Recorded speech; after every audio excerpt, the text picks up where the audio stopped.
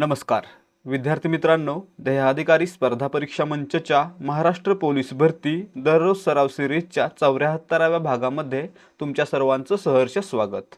यामध्ये आपण पोलीस भरतीसाठी महत्त्वाच्या सामान्य ज्ञान आणि मराठी व्याकरण या विषयांच्या अत्यंत महत्त्वाच्या प्रश्नांचा सराव करणार आहे। आणि मित्रांनो, हे सर्व प्रश्न परीक्षेला 100% विचारले जातील याची आम्हाला खात्री आहे। त्यामुळे हा व्हिडिओ पूर्ण पहा आणि जर व्हिडिओमधील माहिती समजली तर व्हिडिओला लाईक करा। सुरुवात करूयात आजच्या प्रश्नांना। प्रश्न क्रमांक 1587, केंद्रीय मुख्य माहिती आयुक्त यांचा कार्यकाल किती वर्षांचा असतो? आता मित्रांनो, 2005 साली माहिती अधिकार अधिनियम आला, त्यावेळी कालावधी होता 5 वर्ष, परंतु पुढे 2009 सालापासून 2009 सालापासून हा कार्यकाल आहे तो 3 वर्ष इतका करण्यात आलेला आहे। म्हणजे आपलं उत्तर या ठिकाणी काय असलं पाहिजे, तर पर्याय 3 वर्ष। पुढे पहा, प्रश्न क्रमांक 1588, हळदीवर अल्कलीची प्रक्रिया केली असता तिला कोणता रंग प्राप्त होतो? आता मित्रांनो, हळदीवर अल्कलीची प्रक्रिया केली असता काय होतं जर आपल्याला पाहायचं असेल तर काय करायचं, तर हळदीवर धुण्याचा सोडा टाकायचा किंवा त्यावर लिंबू पिळायचा। काय होतं, तर हळदीचा रंग आहे तो लाल होतो। म्हणजे आपलं उत्तर या ठिकाणी काय असलं पाहिजे, हळदीवर अल्कलीची क्रिया केली की तिचा रंग होणार आहे लाल। म्हणजे पर्याय 4 आपलं उत्तर आहे। पुढे पहा, प्रश्न क्रमांक 1589, पहिली गोलमेज परिषद कोठे पार पडली? आता मित्रांनो, 3 गोलमेज परिषदा पार पडल्या आणि तिन्ही आहेत त्या इंग्लंडमधील लंडन या ठिकाणी पार पडल्या। म्हणजे आपलं उत्तर पर्याय 1। आता पहिली गोलमेज परिषद कधी पार पडली? 1930 साली। तर मित्रांनो, असे कोण व्यक्ती होते जे भारतातून तिन्ही गोलमेज परिषदांना उपस्थित होते? तर त्यांचं नाव डॉक्टर बाबासाहेब आंबेडकर। त्यासोबतच आणखी काही नावं आहेत, ते आपल्याला आपल्या टेलिग्राम चॅनलवर पाहता येतील। पुढे पहा, तर महात्मा गांधी हे फक्त दुसऱ्या गोलमेज परिषदेला उपस्थित होते, यावर देखील प्रश्न येऊ शकतो। महात्मा गांधी किती गोलमेज परिषदांना उपस्थित होते? तर फक्त एका, दुसऱ्या गोलमेज परिषदेला। पुढे पहा, प्रश्न क्रमांक 1590, महाराष्ट्राच्या उत्तरेस कोणती पर्वतरांग पसरलेली आहे? आता या ठिकाणी पहा, महाराष्ट्राच्या मित्रांनो पश्चिमेला काय आहे, सह्याद्री पर्वत, त्याच्यानंतर कोकण आणि त्याच्यानंतर समुद्र। उत्तरेला काय आहे, तर सातपुडा पर्वतरांग। म्हणजे आपलं उत्तर काय असणार या ठिकाणी, पर्याय 4, सातपुडा पर्वतरांग ही महाराष्ट्राच्या उत्तरेला आहे। आपल्याला काय विचारलं जातं, पर्वत रांगा उत्तरेला दक्षिणेला असलेल्या विचारल्या जातात। त्यासोबतच काय लक्षात ठेवायचं आहे, कोणते राज्य महाराष्ट्राच्या उत्तरेला आहे, कोणते वायव्येला आहे, कोणते पश्चिमेला आहे, पश्चिमेला राज्य नाही आहे, कोणते पूर्वेला आहे, कोणते दक्षिणेला आहे, यावर देखील प्रश्न येऊ शकतात। ही गोष्ट लक्षात ठेवायची आहे। या ठिकाणी सातपुडा पर्वतरांग महाराष्ट्राच्या उत्तरेस आहे आणि सह्याद्री आहे तो महाराष्ट्राच्या पश्चिमेस आहे। प्रश्न क्रमांक 1591, घटनेच्या कोणत्या कलमान्वये बालमजुरीस प्रतिबंध करण्यात आलेला आहे? आता मित्रांनो, भारतीय राज्यघटनेच्या कलम 24 मध्ये काय दिलेलं आहे, तर शोषणाविरुद्धचे अधिकार दिलेले आहेत, ज्याच्यामध्ये बालमजुरीस प्रतिबंध करण्यात आलेला आहे। म्हणजे आपलं उत्तर या ठिकाणी काय असलं पाहिजे, पर्याय 3, 24व्या कलमामध्ये बालमजुरीस प्रतिबंध केलेला आहे। 5वं कलम नागरिकत्व आणि 15वं कलम भेदभावास प्रतिबंध। 15व्या कलमानुसार धर्म, वंश, जात, लिंग इत्यादीवरून भेदभाव केला जाणार नाही किंवा त्याला प्रतिबंध केला जाईल। प्रश्न क्रमांक 1592, खालीलपैकी कोणता किल्ला पुणे जिल्ह्यात नाही? या ठिकाणी पहा, तोरणा, लोहगड हे दोन्ही पुणे जिल्ह्यात आहेत, परंतु पन्हाळगड हा कुठे आहे, कोल्हापूर जिल्ह्यामध्ये। म्हणजे आपलं उत्तर पर्याय 2, पन्हाळगड हा किल्ला कोल्हापूर जिल्ह्यामध्ये आहे, पुण्यामध्ये नाही। प्रश्न क्रमांक 1593, तापी व गोदावरी नद्यांच्या दरम्यान कोणत्या डोंगररांगा आढळतात? आता मित्रांनो, एक क्रम सांगतो तो लक्षात ठेवायचा। नर्मदा नदी, त्याच्यानंतर सातपुडा पर्वतरांग, त्याच्यानंतर आली तापी नदी, त्याच्यानंतर येईल सातमाळा अजिंठा पर्वतरांग किंवा डोंगर, त्याच्यानंतर येते गोदावरी नदी, त्याच्यानंतर हरिश्चंद्र बालाघाट डोंगर, त्याच्यानंतर भीमा नदी आणि त्याच्यानंतर येते शंभू महादेव डोंगर रांग आणि त्याच्या खाली सर्वात शेवटी कृष्णा नदी. म्हणजे क्रम कसा? नर्मदा, सातपुडा, तापी, सातमाळ अजिंठा, गोदावरी, हरिश्चंद्र बालाघाट, भीमा, शंभू महादेव आणि कृष्णा या प्रकारचा क्रम लक्षात ठेवायचा. आपल्याला काय विचारलंय? तापी व गोदावरी. तापी आणि गोदावरी, सातमाळा, अजिंठा म्हणजे पर्याय 1. हरिश्चंद्र बालाघाट कोणत्या नद्यांच्या मध्ये आहे? हरिश्चंद्र बालाघाट आहे तो मित्रांनो गोदावरी आणि भीमा यांच्यामध्ये आहे. शंभू महादेव आहे तो भीमा आणि कृष्णा यांच्यामध्ये आहे. प्रश्न क्रमांक 1594, सजीव प्राण्यांच्या शरीरात कशाच्या स्वरूपात अन्न साठवण केली जाते? आता मित्रांनो सजीव प्राण्यांच्या शरीरामध्ये ग्लुकोज जातो आणि तो ग्लुकोज आहे तो जास्त वेळ टिकावा आणि टिकून राहावा म्हणून त्याचं रूपांतर ग्लायकोजनमध्ये केलं जातं आणि त्याची साठवणूक केली जाते. म्हणजेच अन्न आहे ते ग्लायकोजनच्या स्वरूपामध्ये साठवलं जातं. म्हणजेच पर्याय 2 आपलं उत्तर आहे. तर मित्रांनो ऊर्जा कोणत्या स्वरूपात साठवली जाते? तर ती ATPच्या स्वरूपात साठवली जाते. यावर देखील प्रश्न विचारला जाऊ शकतो. प्रश्न क्रमांक 1595, पोलिओ या रोगाची लस कोणी शोधली? आता मित्रांनो पोलिओची सुईने दिली जाणारी पहिली लस आहे ती जोनास साल्क यांनी शोधली होती. लक्षात ठेवायचं आहे सुईने दिली जाणारी पोलिओची पहिली लस जोनास साल्क यांनी शोधली होती म्हणून आपलं उत्तर पर्याय 2. आणि जर मित्रांनो तोंडावाटे दिली जाणारी पोलिओची पहिली लस कोणी शोधली असा प्रश्न विचारला तर त्याचं उत्तर असणार आहे साबिन. लक्षात ठेवायचं साबिन तोंडावाटे दिली जाणारी पोलिओची पहिली लस. पुढे पहा प्रश्न क्रमांक 1596, शीतपेयांमध्ये कोणता वायू समाविष्ट असतो? मित्रांनो शीतपेयांमध्ये म्हणजेच थम्सअप, कोको कोला किंवा स्प्राईटमध्ये मुख्यत्वे करून कार्बन डायऑक्साईड हा वायू असतो. म्हणजे आपलं उत्तर पर्याय 1 असणार आहे. प्रश्न क्रमांक 1597, महाराष्ट्र शासनाने कोणत्या फुलपाखराला राज्य फुलपाखरू म्हणून घोषित केले आहे? या ठिकाणी पाहायचं महाराष्ट्र शासनानं ब्लू मॉर्मॉन या फुलपाखराला राज्य फुलपाखरू म्हणून घोषित केलं. म्हणजे आपलं उत्तर पर्याय 3. आणि कधी केलं? 2015 साली.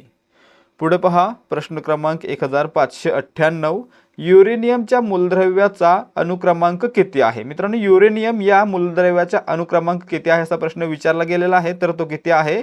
92 आहे. म्हणजे आपलं उत्तर पर्याय 3. लक्षात ठेवायचं युरेनियम 92 आहे. तसेच युरेनियम 93+ हे देखील त्याचं एक अपरूप बनतं. तसेच पहा पुढे 94 कशाचा आहे? प्लुटोनियमचा. लक्षात ठेवा. प्रश्न क्रमांक 1599, एक अश्वशक्ती म्हणजे किती वॅट? आता मित्रांनो शक्ती मोजण्याचं म्हणजेच पॉवर मोजण्याचं एक युनिट आहे, एक एकक आहे अश्वशक्ती. आणि मित्रांनो एक अश्वशक्ती म्हणजे किती? तर 746 वॅट. म्हणजे आपलं उत्तर पर्याय 1. एक अश्वशक्ती म्हणजे 746 वॅट. अश्वशक्ती म्हणजे काय? Horse power HP.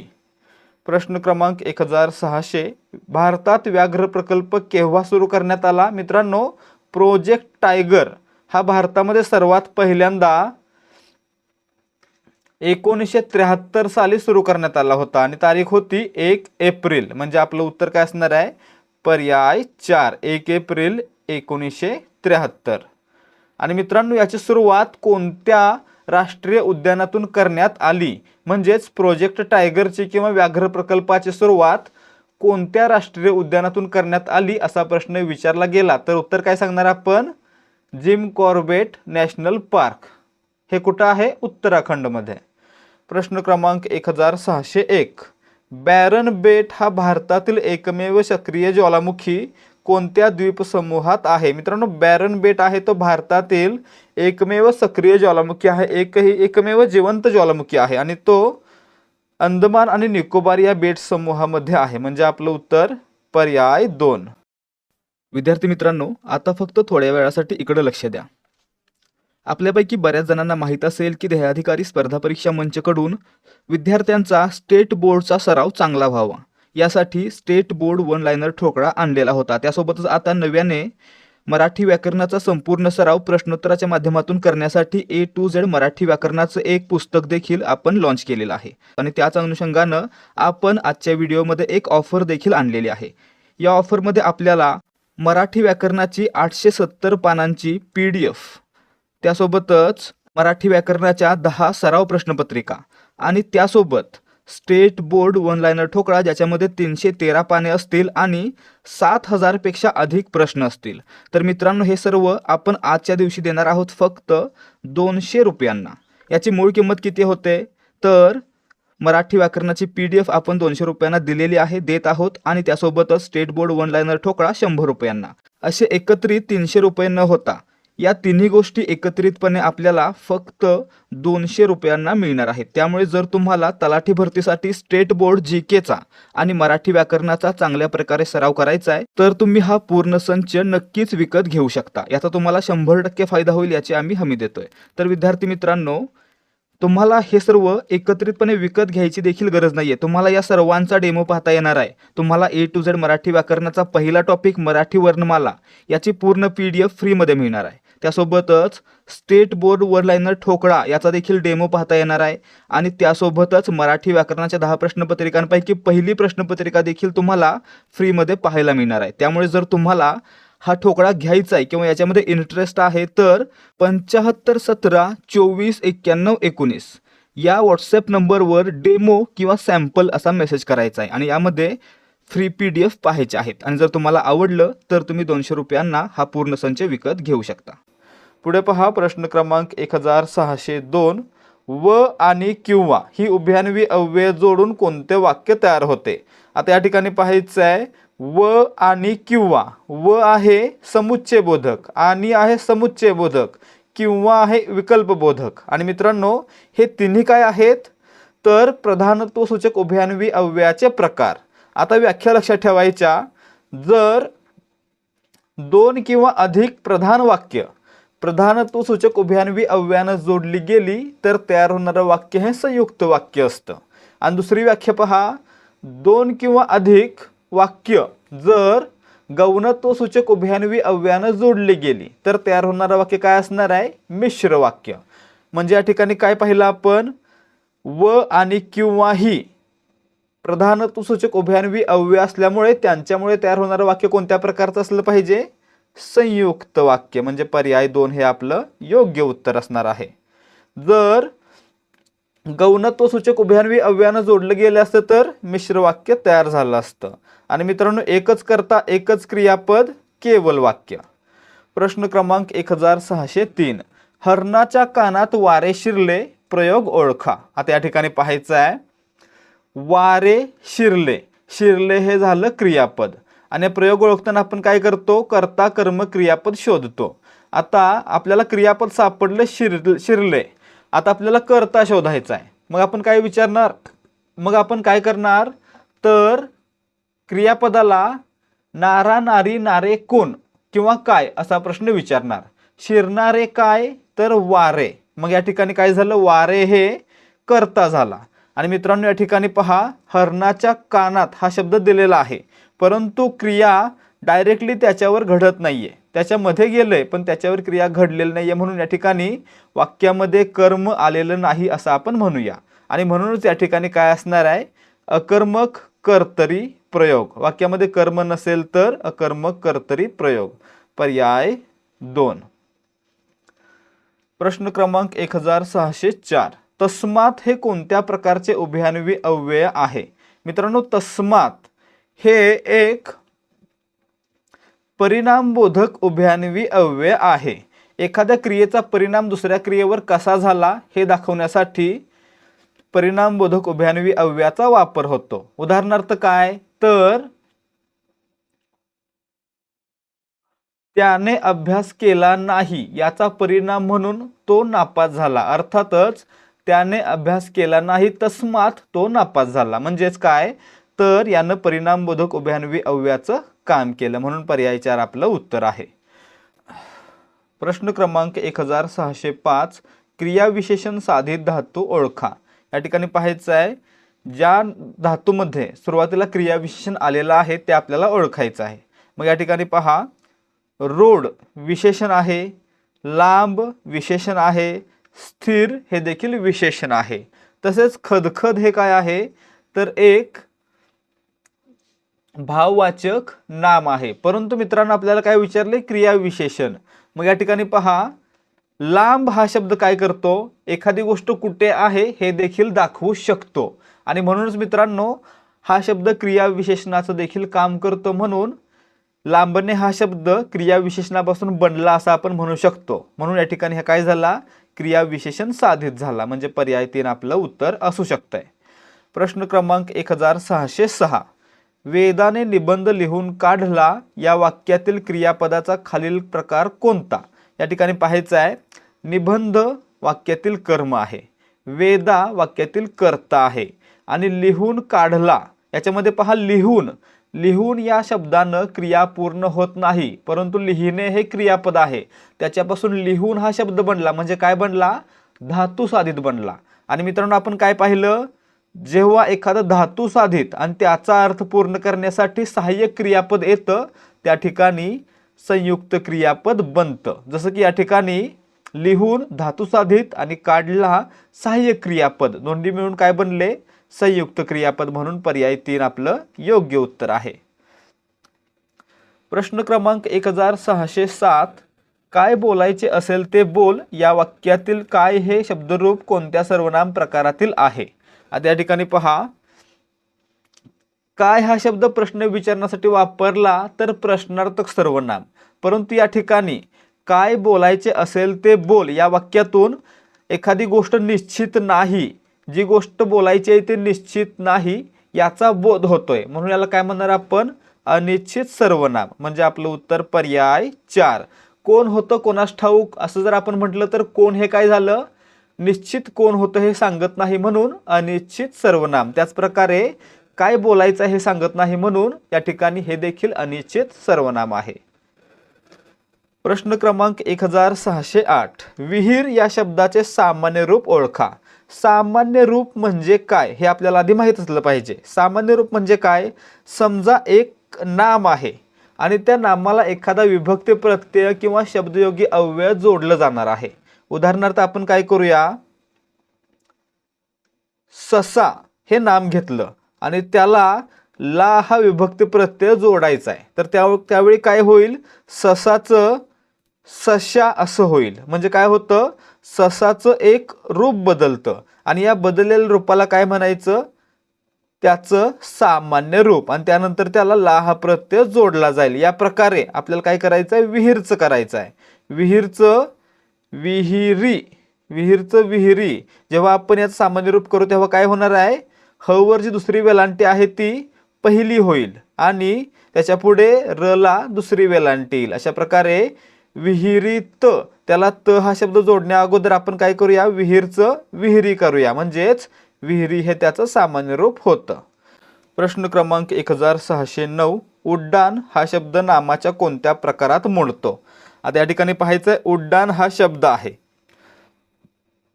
आणि आपण काय म्हणतो, त्यानं भरारी मारली, त्यानं आयुष्यात उड्डाण मारली असं आपण म्हणतो. त्यावेळी आपण त्या उड्डाणला पाहू शकतो का, नाही पाहू शकत. आणि मित्रांनो, ज्या नामाच्या वस्तूला आपण पाहू शकत नाही किंवा स्पर्श करू शकत नाही त्याला म्हणायचं भाववाचक नाम. अशा प्रकारे उड्डाण हे देखील काय झालं, स्पर्श न करू शकल्यामुळे भाववाचक नाम, म्हणून पर्याय 2. पुढे पहा, प्रश्न क्रमांक 1610, संगती या शब्दाचा संधी विग्रह ओळखा. या ठिकाणी पहा, संगती हा शब्द कसा बनला तर सम अधिक गती यामुळे बनला. सम अधिक गती, समगती. म्हणजे आपलं उत्तर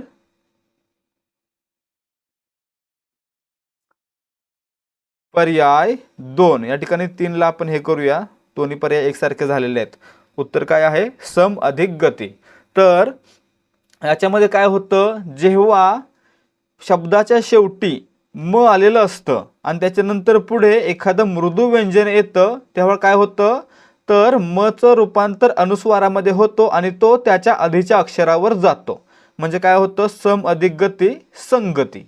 ठीक आहे, समजलं असेल तर व्हिडिओला लाईक करा आणि पुढचा प्रश्न पहा.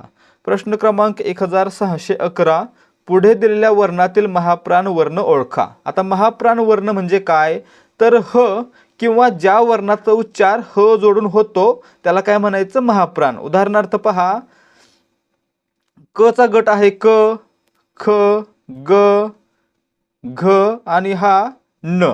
याच्यामध्ये काय होतं, तर ख ला ह जोडल्यासारखा उच्चार होतोय, घ ला ह जोडल्यासारखा उच्चार होतोय. अशा प्रकारे ख आणि घ काय झाले, महाप्राण झाले. आणि मित्रांनो, ज्यांचा उच्चार ह जोडल्यासारखा होत नाही त्यांना काय म्हणायचं, अल्पप्राण म्हणायचं. म्हणजे क आणि ग काय झाले, अल्पप्राण, आणि हा न देखील अल्पप्राण. अशा प्रकारे मित्रांनो आपल्याला ओळखायचं आहे महाप्राण वर्ण. क ह जोडल्यासारखा होतो का, नाही. र नाही, म नाही, परंतु थ चा उच्चार ह जोडल्यासारखा होतो म्हणून थ काय झाला, महाप्राण. इतर 3 अल्पप्राण. अशा प्रकारे मित्रांनो आजचे प्रश्न समाप्त होत आहेत. जर तुम्हाला व्हिडिओमधील माहिती समजली असली तर या व्हिडिओला लाईक करा आणि अशाच प्रकारचे प्रश्न पाहण्यासाठी आपल्या चॅनलला सबस्क्राईब करा. भेटूयात पुढच्या भागामध्ये. जय हिंद, जय भारत आणि जय महाराष्ट्र.